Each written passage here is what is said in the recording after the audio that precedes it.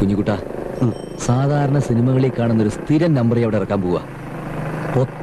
പിന്നെ ഇതൊരു വ്യൂസിന് വേണ്ടിയിട്ടുള്ള വീഡിയോ അല്ല കേട്ടോ, ഒരു ഗുരുതരമായിട്ടുള്ള മാനസിക സാമൂഹിക പ്രശ്നത്തിന്റെ വിശദീകരണമാണ്.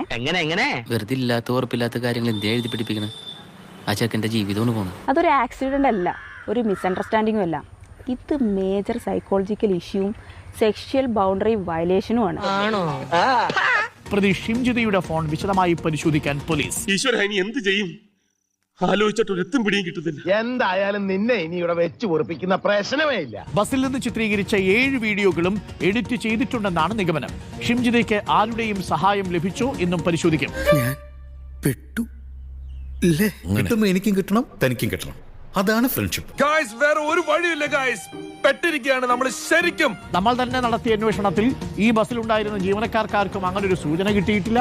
അങ്ങനെ ഈ ഷിംജിത പരാതി പറഞ്ഞിട്ടില്ല. CCTV ദൃശ്യങ്ങളിൽ പോലും അസ്വാഭാവികമായ ഒന്നും തന്നെ ഇല്ല. നാണമില്ലേടാ നിനക്ക് ഇങ്ങനെ നാറിയ കളി കളിക്കാൻ? എന്ത് ചെയ്യാനാടാ, ഞാൻ ഇങ്ങനൊരു ദുരന്തനായി പോയി. ഷിംജിത ഇട്ടിരിക്കുന്ന വീഡിയോ ഒരു എഡിറ്റഡ് വീഡിയോ ആണ്.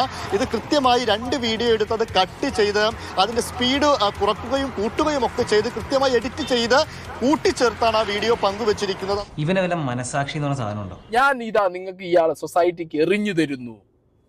ചെറ്റത്തരമല്ലേ നിങ്ങൾ കാണിച്ചത്? തന്തയില്ലായ്മയല്ലേ നിങ്ങൾ കാണിച്ചത്?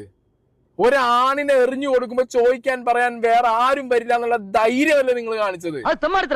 അതങ്ങനെ വിടാൻ പറ്റുമോ ബ്രദർ? അതെങ്ങനെ വിടാൻ പറ്റും? ഇതാണ് ഇവിടുത്തെ വ്യവസ്ഥിതി. We are living in a very cruel society. Reel കൊണ്ട് റീത്ത് വാങ്ങി അതാണ് ഷിംജിത ചെയ്തിരിക്കുന്നത്. കടലിൽ കിടന്ന കോണാനടുത്ത് കഴുത്തി ചുറ്റിയല്ലോ ദൈവമേ. നീ എന്തിനാണ് റോട്ടിൽ കൂടെ പോണേ എണീക്ക് പിടിക്കണത്?